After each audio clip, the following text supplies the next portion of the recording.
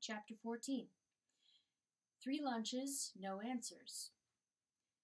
Towards noon on the following day, Momo tucked the tortoise under her arm and set off for Nino's inn. "You'll see, Cassiopeia," she said. "The mystery will soon be solved. Nino will tell us where Guido and Beppo are. Then we'll go and get the children, and we'll all be together again. Perhaps Nino and his wife will come along too. You'll like my friends, I'm sure. We could even give a little party this evening. I'll tell everyone about the flowers and the music and Professor Hora and everything. Oh, I just can't wait to see them all again. First, though, I'm looking forward to a good lunch. I'm absolutely famished." And so she chattered on merrily, feeling in her jacket pocket now and then to reassure herself that Guido's letter was still there. The tortoise fixed her with its wise old eyes and made no comment. Momo began to hum as she went, and then to sing. The words and melodies were those of the voices that still seemed to ring in her ears as clearly as they had the day before. She would never forget them. She knew that now. Then, abruptly, she broke off. They had reached Nino's inn, but her first thought was that she must have gone astray. Where once had stood a little old tavern with damp-stained walls and a vine growing around the door, the street was flanked by a long concrete box with big plate-glass windows. The street itself had been asphalted and was humming with traffic. A big petrol station had sprung up opposite, and alongside it an enormous office building. There were lots of cars parked outside the new establishment, and the neon sign above the entrance said, "Nino's Fast Food." Momo went inside. She found it hard to get her bearings at first. Cemented into the floor beside the windows were a number of tables with such spindly single legs and tiny tops that they looked like toadstools.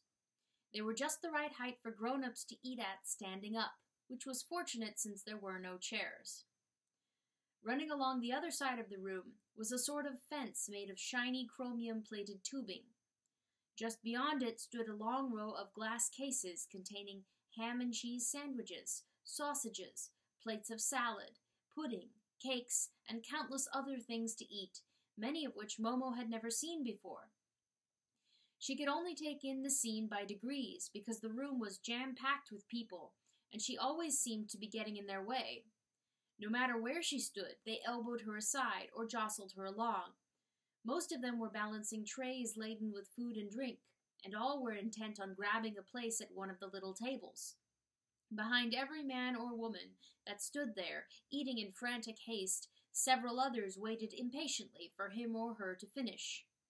From time to time, acrimonious remarks were exchanged by those eating and those still waiting to eat. All of them looked glum and discontented. More people were shuffling slowly along behind the barrier, taking plates or bottles and cardboard cups from the glass cases as they passed. Momo was astonished. So they could help themselves to whatever they liked. There was no one around to stop them or ask them to pay for what they took. Perhaps everything was free, Momo reflected. That would certainly account for the crush. At last she spotted Nino. Almost obscured by customers, he was seated in front of a cash register at the very end of the long row of glass cases, pressing buttons, taking money, and giving change without a stop. So he was the person who took the money. The rail fenced people in so they couldn't get to the tables without passing him. "Nino," she called, trying to squeeze through the crowd. She called again and waved Guido's letter, but Nino didn't hear. The electronic cash register was bleeping too loudly. Plucking up her courage, Momo climbed over the rail and wormed her way along the line to where Nino sat. He glanced up because 1 or 2 customers had started to protest. At the sight of Momo, his glum expression disappeared in a flash. "So you're back!" he exclaimed, beaming just as he used to in the old days. "Well, this is a nice surprise."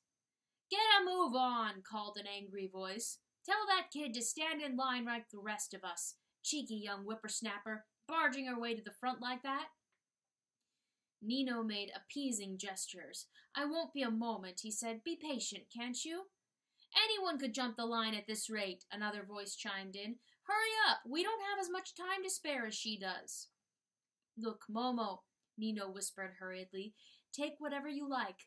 Guido will pay for it all, but you'll have to line up like the rest. You heard what they said. Before Momo could reply, she was pushed past the cash desk by the people behind her. There was nothing for it but to do as the others did. Joining the end of the line, she took a tray from a shelf and a knife, fork and spoon from a box. Because she needed both hands for the tray, she dumped Cassiopeia on top. Rather flustered by now, Momo took things at random from the glass cases as she was slowly propelled along, step by step, and arranged them around the tortoise. She ended up with an oddly assorted meal: a piece of fried fish, a jam puff, a sausage, a meat pie, and a plastic mug of lemonade. Surrounded by food on all sides, Cassiopeia retired into her shell without comment. When Momo at last reached the cash desk, she hurriedly asked Nino if he knew where Guido was. Nino nodded. Our Guido's a celebrity these days. We're all very proud of him. He's one of us, after all. He's on TV and radio every week, and they're always writing about him in the papers. I even had 2 reporters here myself last week, asking about the old days. I told them how Guido used to— Move along in front, called an irate voice. But why doesn't he come around anymore? Momo asked. Ah, well, Nino muttered, fidgeting because his customers were making him nervous. He doesn't have the time, you see. He's got more important things on his mind. Besides, there's nothing doing at the amphitheater. Not now. What's the matter with you? Called another indignant voice. You think we like hanging around here or something? Momo dug her heels in. Where's Guido living now? She asked. Somewhere on Green Hill, Nino replied. He's got a fine house there, so they say, with a great big garden, but please, Momo, do me a favor and come back later. Momo didn't really want to move on. She had a lot more questions for him, but someone shoved her in the back again. She took her tray to one of the toadstool tables and actually managed to get a place, though the table was so high that her nose was on a level with it. When she slid the tray on top, the neighboring grown-ups eyed Cassiopeia with disgust. Ugh, see the kind of thing we have to put up with nowadays? Someone said to the person beside him, and the other man growled, What do you expect? These kids. They left it at that and ignored Momo from then on. Eating was quite a problem because she could scarcely see what was on her tray, but, being very hungry, she devoured every last morsel. Then, in her anxiety to discover what had become of Beppo, she rejoined the line. Although she wasn't hungry anymore, she was so afraid people might get angry with her if she simply stood there, that she filled her tray with another assortment of things from the glass cases. Where's Beppo? She asked, when she finally made it back to the cash desk. Well, he waited for you for ages, Nino said hurriedly, fearful of upsetting his customers again. He thought something terrible had happened to you. Kept on talking about men in gray or something of the kind. Well, you know old Beppo. He was always a bit eccentric. You there, called a voice from the back of the line. When are we going to get some service? Right away, sir, Nino called back. What happened then? Asked Momo. Well, then he started pestering the police, Nino went on, nervously massaging his brow. He asked them to look for you. Made a proper nuisance of himself, apparently. Next thing we knew, they'd put him in a sort of mental hospital. That's all I can tell you. Hell and damnation, someone else bellowed. Is this a fast food joint or a dentist's waiting room? What are you doing, holding a family reunion? Yes, kind of, Nino said apologetically. Is he still there? Asked Momo. Nino shook his head. I don't think so. I'm told they pronounced him harmless and let him go. So where is he now? I've no idea, Momo. Honestly, I haven't. Now, please be a good girl and move on. Again, Momo was jostled past the cash desk by the people behind her, and again she waited for a place at one of the toadstool tables. She polished off her second tray full of food with a good deal less gusto than the first, but food was food, and she wouldn't have dreamed of leaving any. She still had to find out what had become of the children who used to keep her company. There was nothing for it but to stand in line once more, shuffle past the glass cases, and load her tray with food rather than invite hostile remarks. It seemed an eternity before she reached the cash desk again. "What about the children?" she demanded. "What's become of them?" "Oh, that's all changed," said Nino, breaking out in a sweat at her reappearance. "I can't explain right now. You can see how rushed I am." "But why don't they come anymore?" she insisted. "Nowadays, kids with no one to look after them are put in child depots. They aren't allowed to be left to themselves anymore because, well, the long and short of it is they're taken care of." "Hurry it up, you slow coaches!" came an indignant chorus. "We'd like to eat sometime." Momo was looking incredulous. "Child depots," she repeated. "Is that what my friends really wanted?" "They weren't consulted," said Nino, fiddling with the keys of his cash register. "It's not up to kids to decide these things for themselves. Child depots keep them off the streets. That's the main thing, isn't it?"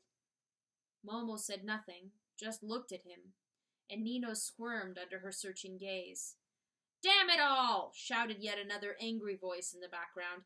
"This is the limit. If you must hold a prayer meeting, hold it somewhere else." "What am I going to do now?" Momo asked in a small voice. "Without my friends?" Nino shrugged and kneaded his hands together. "Be reasonable, Momo," he said, drawing a deep breath.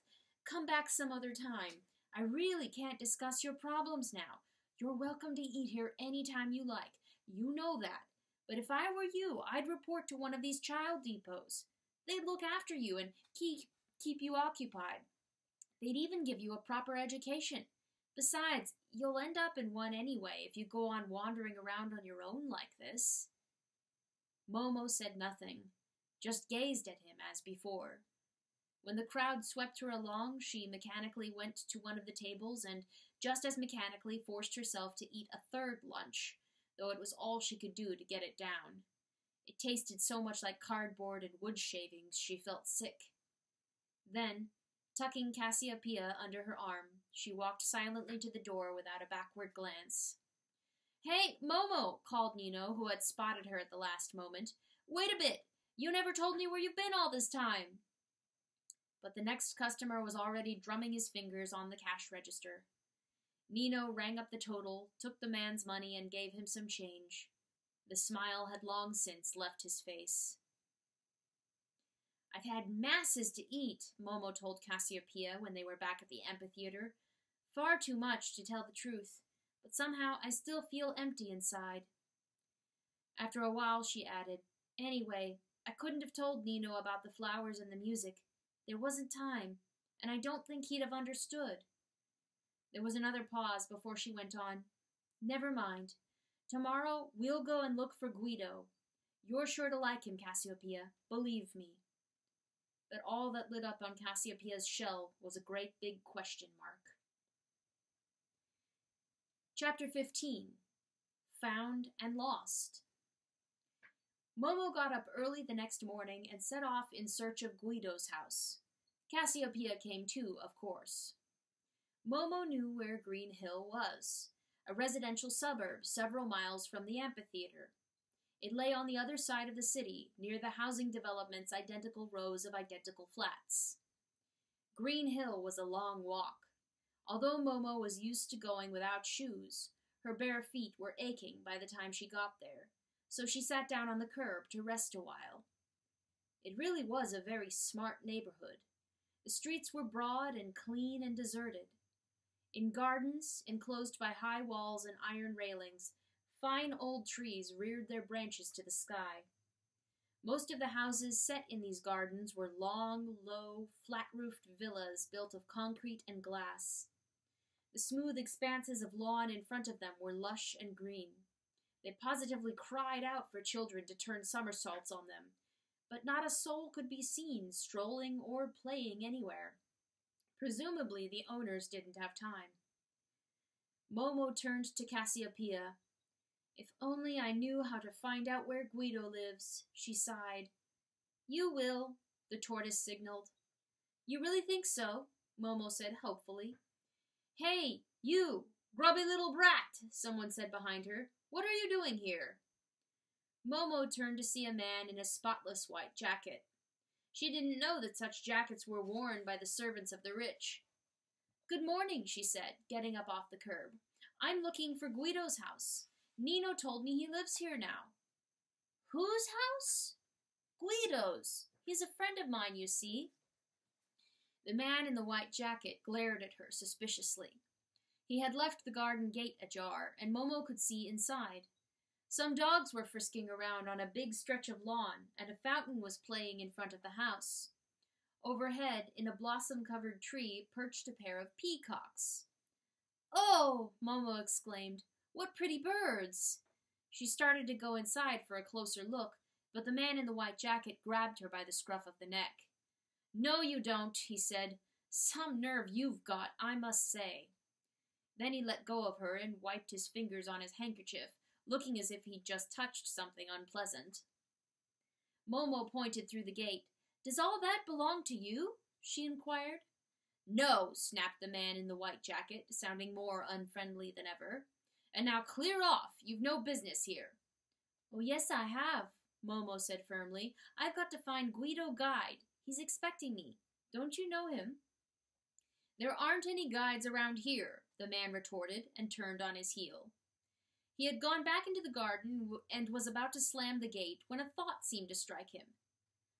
"You don't mean Girolamo, the TV star?" "That's right," Momo said eagerly. "Guido Guide. That's his real name. Can you tell me which his house is?" "Is he really expecting you?" the man demanded. "Yes, truly he is," said Momo. "He's a friend of mine. He pays for everything I eat at Nino's." The man in the white jacket raised his eyebrows and shook his head. "These showbiz people," he said acidly. "They certainly get some crazy notions sometimes. All right, if you really think he'll welcome a visit from you, his house is right at the end of the street." So saying, he slammed the gate behind him. The word "show-off" appeared on Cassiopeia's shell, but only for a moment.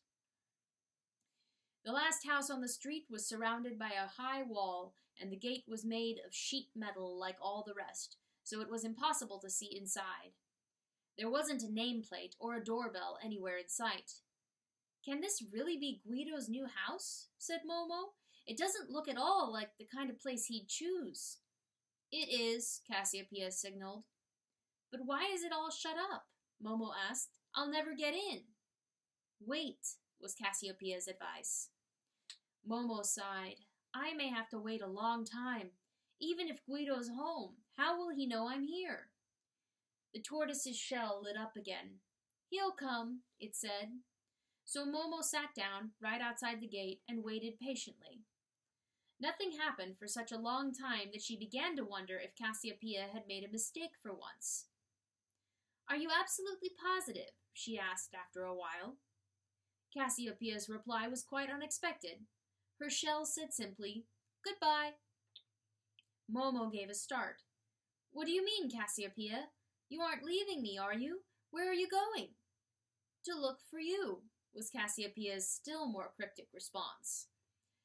At that moment the gate swung open without warning, and out shot a long, low, elegant car. Momo, who jumped back only just in time, fell head over heels.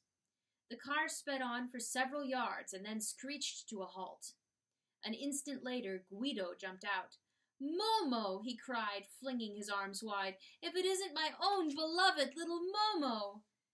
Momo scrambled to her feet and ran to him, and Guido snatched her up in his arms and covered her cheeks with kisses and danced around in the road with her. "Did you hurt yourself?" he asked breathlessly, but instead of waiting for a reply, he went on talking 19 to the dozen.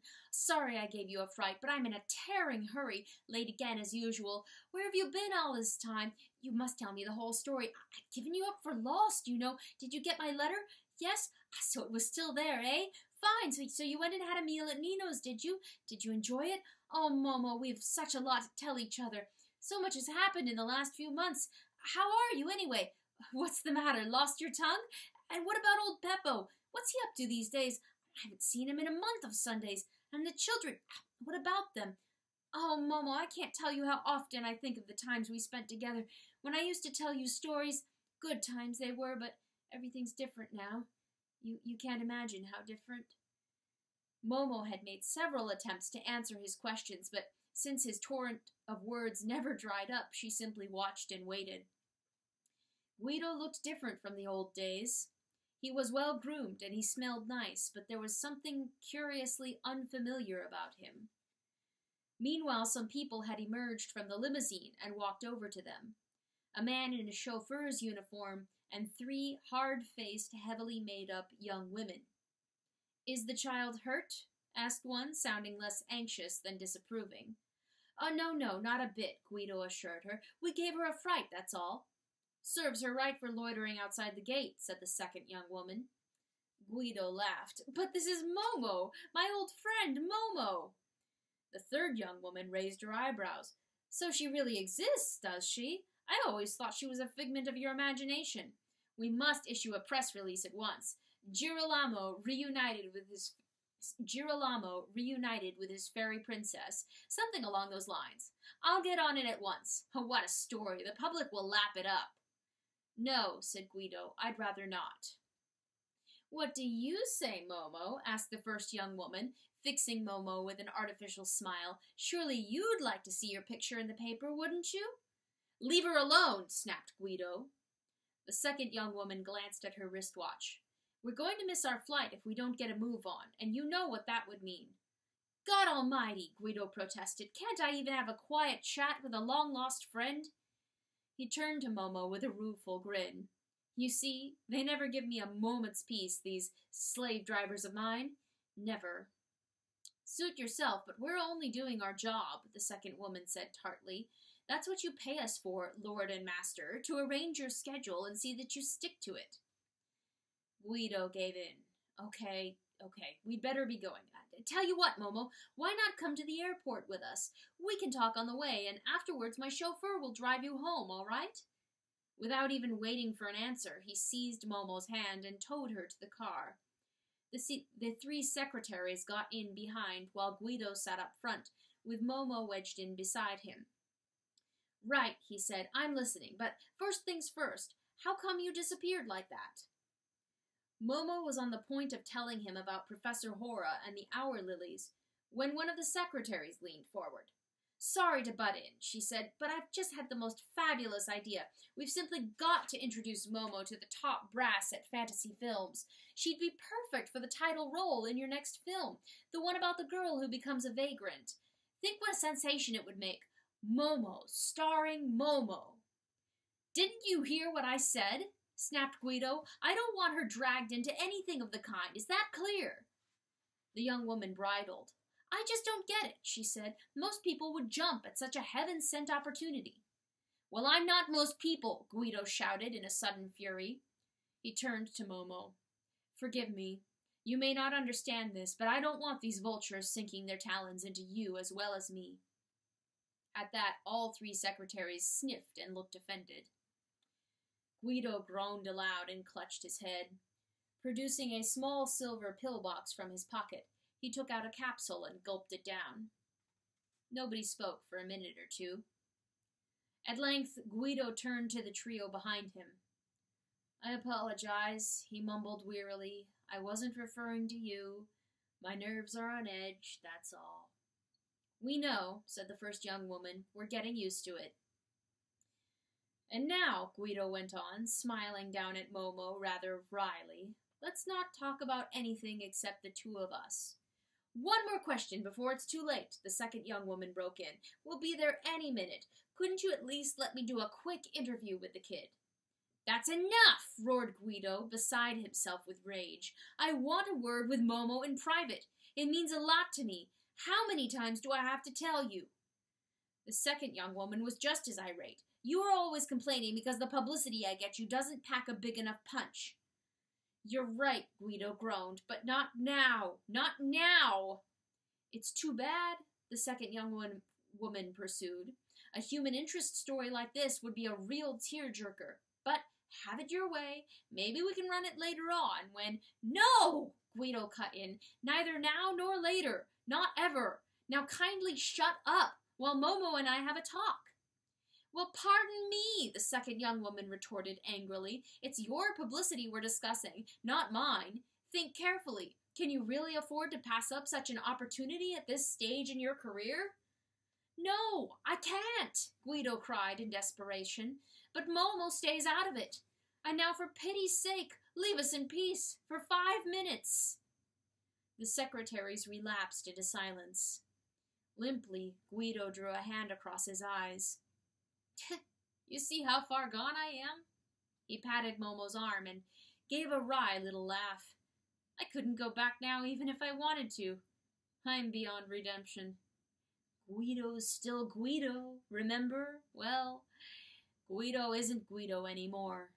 Believe me, Momo, there's nothing more dangerous in life than dreams that come true, at least when they come true like mine. I've nothing left to dream about, and not even you could teach me to dream again. I'm fed up to the teeth with everything and everyone. He stared morosely out of the window. The most I could do now would be to stop telling stories and keep mum, if not for the rest of my life, at least until people had forgotten all about me and I was poor and unknown again, but poverty without dreams? No, Momo, that would be sheer hell. I'd sooner stay where I am. That's another kind of hell, but at least it's a comfortable one. Guido broke off. I don't understand why I'm rambling on like this. I don't know why I'm rambling on like this. You can't have understood a word. Momo just looked at him. What she understood, first and foremost, was that Guido was ill, gravely ill. She suspected that the men in gray were at the bottom of it, but she had no idea how to cure him if he didn't want to be cured. I've done nothing but talk about myself, he said. It's high time you told me about your doings. Just then the car drew up outside the airport terminal. They all got out and hurried into the foyer, where a pair of uniformed stewardesses were already waiting for Guido. Some newspaper reporters took pictures of him and asked questions, but the stewardesses started fussing because there were only a few minutes left before takeoff time. Guido bent down and gazed into Momo's eyes, and suddenly his own eyes filled with tears. Listen, he said, lowering his voice so the others couldn't hear. Stay with me, Momo. I'll take you along on this trip. I'll take you wherever I go. You can live in that fine new house of mine and dress in silk and satin like a real princess. Just be there and listen to me. That's all I ask. If you did, perhaps I'd manage to think of some proper stories like the ones I used to tell. Know what I mean? Just say yes, Momo, and everything will be all right again. Help me, I beg you. Momo's heart bled for Guido. She longed so much to help him, but she sensed that he was wrong. He would have to become Guido again, and it wouldn't help him at all if she stopped being Momo. Her eyes, too, filled with tears, and she shook her head. Guido understood. He just had time to nod sadly before he was hustled off by the 3 secretaries he employed to do just that. He gave one last wave in the distance, and Momo waved back. Then he was hidden from view. Momo could have told him so many things, but she hadn't managed to say a word throughout their brief reunion. She felt as if, by finding him again, she had really and truly lost him at last. Slowly, she turned and made her way across the crowded foyer. Just as she reached the exit, she was smitten by a sudden thought. She had lost Cassiopeia as well. Chapter 16. Loneliness. Where to? Asked the chauffeur when Momo got in beside him. She looked perplexed. Where did she want to go? She had to look for Cassiopeia, but where? Where had she lost her? The tortoise hadn't been with them on the drive to the airport. That much she knew for sure, so the likeliest place would be outside Guido's house. Then she remembered the words on Cassiopeia's shell. Goodbye, and to look for you. Of course, Cassiopeia had known beforehand that they would lose each other, so she had gone looking for her. But where should she, Momo, go looking for Cassiopeia? Make up your mind, said the chauffeur, beating an impatient tattoo on the steering wheel. I've got better things to do with my time than take you joyriding. Back to Guido's house, please, Momo replied. The chauffeur looked faintly surprised. "I thought the boss said to drive you home. You mean you're coming to live at his place?" "No," said Momo, "but I lost something in the road outside, and I've got to find it." That suited the chauffeur, who had to go back there anyway. As soon as they reached Guido's gate, Momo got out and started peering in all directions. "Cassiopeia!" she called softly, again and again. "Cassiopeia!" The chauffeur stuck his head out of the window. "What are you looking for?" "Professor Hora's tortoise," Momo told him. "Her name is Cassiopeia, and she always knows what's going to happen half an hour in advance. She can make words light up on her shell, too. That's how she tells you what the future holds in store. I've simply got to find her. Would you help me look for her, please?" "I've no time for jokes," snarled the chauffeur, and drove on. The remote-controlled gate opened and closed behind him. Undaunted, Momo continued the search on her own. She combed the entire street, but Cassiopeia was nowhere to be seen. "Perhaps she's on her way back to the amphitheater," thought Momo, so she slowly retraced her steps, calling the tortoise by name all the way. She peered into every nook and cranny, every ditch and gutter, but in vain. Although Momo didn't get back to the amphitheater till late that night, she searched it as thoroughly as the darkness would allow.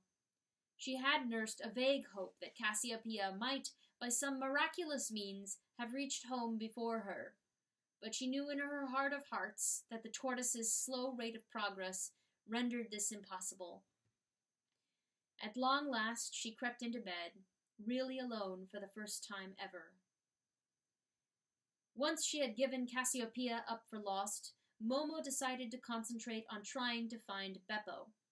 She spent the next few weeks roaming aimlessly through the city in search of him. No one could give her any clue to his whereabouts, so her one remaining hope was that they might simply bump into each other. The vastness of the city made this a forlorn hope. They had as little chance of meeting as a shipwrecked sailor has that his message in a bottle will be netted by a fishing boat 10,000 miles from the desert island where he tossed it into the sea. For all that, Momo kept telling herself she and Beppo might be quite close to each other. Who could tell how often she had passed some spot where he had been only an hour, a minute, or even a moment or two before? Conversely, how often had Beppo crossed a square or rounded a street corner only minutes or moments after her? Encouraged by this thought, Momo often waited in the same spot for hours. She had to move sooner or later, however, so even that was no insurance against their missing each other by a hair's breadth.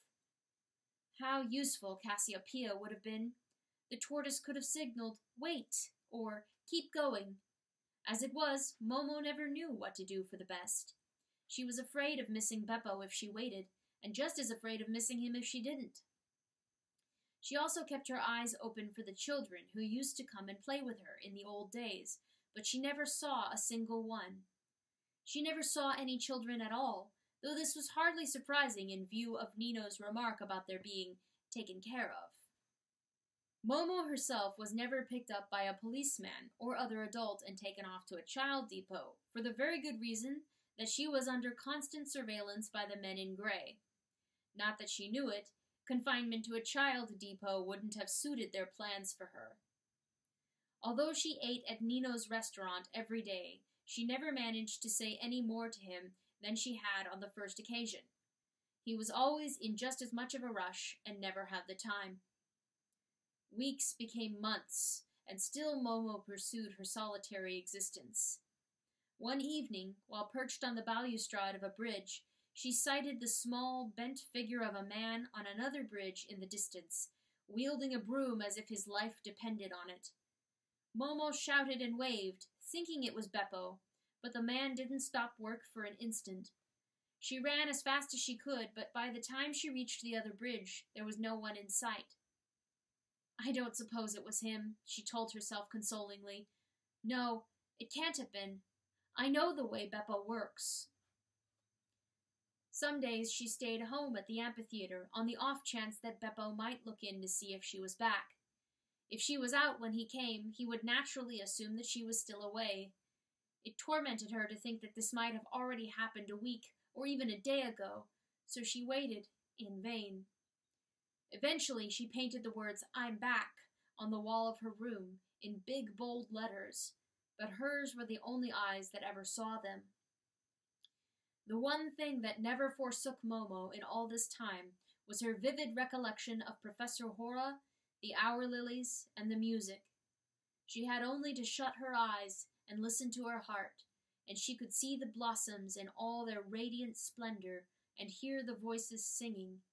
And even though the words and melodies were forever changing, she found that she could repeat the words and sing the melodies as easily as she had on the very first day.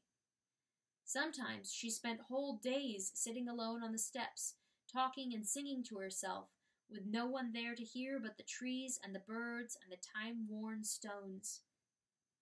There are many kinds of solitude, but Momo's was a solitude few people ever know, and even fewer experience with such intensity. She felt as if she were imprisoned in a vault heaped with priceless treasures, an ever-growing hoard that threatened to crush the life out of her. There was no way out, either. The vault was impenetrable, and she was far too deeply buried beneath a mountain of time to attract anyone's attention.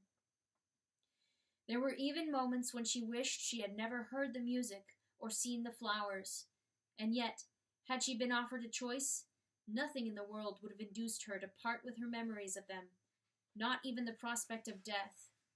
Yes, death, for she now discovered that there are treasures capable of destroying those who have no one to share them with. Every few days, Momo made the long walk to Guido's house and waited outside the gate for hours in the hope of seeing him again. By now she was ready to agree to anything, ready to stay with him and listen to him, whether or not things became as they once were, but the gate remained firmly shut. Only a few months passed in this way, yet Momo had never lived through such an eternity.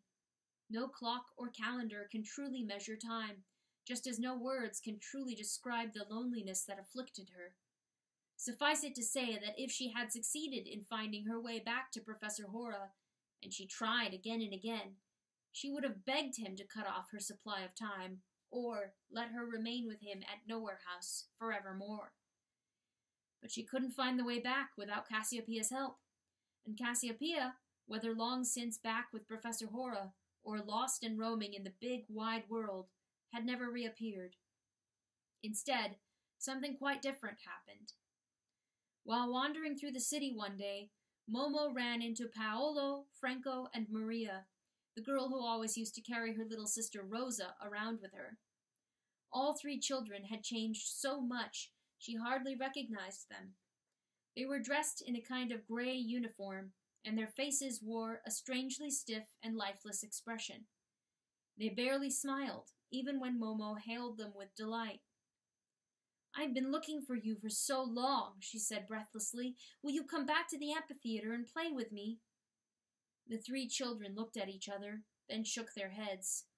"But you'll come tomorrow, won't you? Or the next day?" Again the trio shook their heads. "Oh, do come," Momo pleaded. "You always used to in the old days." "In the old days, yes," said Paolo, "but everything's different now. We aren't allowed to fritter our time away." "We never did," Momo protested. "It was nice," Maria said, "but that's not the point." And the three of them hurried on, with Momo trotting beside them. "Where are you off to?" she asked. "To our play class," Franco told her. "That's where they teach us how to play." Momo looked puzzled. "Play what?" "Today we're playing data retrieval," Franco explained. "It's a very useful game, but you have to concentrate like mad." "How does it go?" "We all pretend to be punch cards, and each card carries various bits of information about us. Age, height, weight, and so on. Not our real age, height, and weight, of course, because that would make it too easy. Sometimes we're just long strings of letters and numerals, like MUX/763/Y. Anyway, then we're shuffled and fed into a card index, and one of us has to pick out a particular card. He has to ask questions in such a way that all the other cards are eliminated, and only the right one is left. The winner's the person who does it quickest." "Is it fun?" Momo asked, looking rather doubtful. That's not the point, Maria repeated uneasily. Anyway, you shouldn't talk like that. So what is the point? Momo insisted. The point is, Paolo told her, it's useful for the future. By this time they had reached a big gray building. The sign over the gate said Child Depot. I had so much to tell you, Momo said. Maybe we'll see each other again sometime, Maria said sadly. As they stood there, more children appeared. They streamed in through the gateway, all looking just the same as Momo's former playmates. It was much nicer playing with you, Franco said suddenly.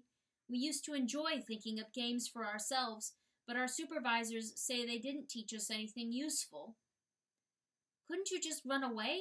Momo hazarded. The trio shook their heads and glanced around for fear someone might have overheard. I tried it a couple of times at the beginning, Franco whispered, but it's hopeless. They always catch you again. You shouldn't talk like that, said Maria. After all, we're taken care of now. They all fell silent and stared gloomily into space. At last, Momo summoned up her courage and said, Couldn't you take me in with you? I'm so lonely these days. Just then, something extraordinary happened.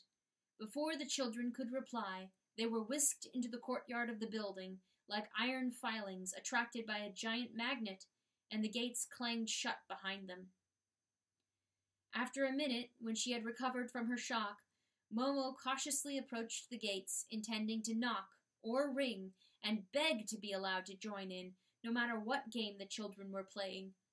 She had barely taken a couple of steps, however, when she stopped dead, rooted to the spot with terror. A man in gray had suddenly materialized between her and the gates. Pointless, he said with a thin-lipped smile, the inevitable cigar jutting from the corner of his mouth. Don't even try it. Letting you in would be against our interests. Why? Momo asked. She felt as if her limbs were slowly filling with icy water. Because we have other plans for you, said the man in gray, blowing a smoke ring that coiled itself around her neck and took a long time to disperse. People were passing by, all in too much of a hurry to give them a second glance. Momo pointed to the man in gray and tried to call for help, but no sound escaped her lips. Save it, said the man in gray with a bleak, mirthless laugh. You ought to know us better than that. You know how powerful we are. No one can help you, now we've got all your friends. You're at our mercy too, but we've decided to go easy on you. Why? Momo managed to get out. Because we'd like you to do us a little favor. Be sensible, and you can do yourself and your friends a lot of good. What do you say? All right, whispered Momo. The man in gray gave another thin-lipped smile. Then we'll meet at midnight to talk it over. She nodded mutely, but the man in gray had already vanished. All that marked the spot where he had stood was a wisp of cigar smoke. He hadn't told her where they were to meet.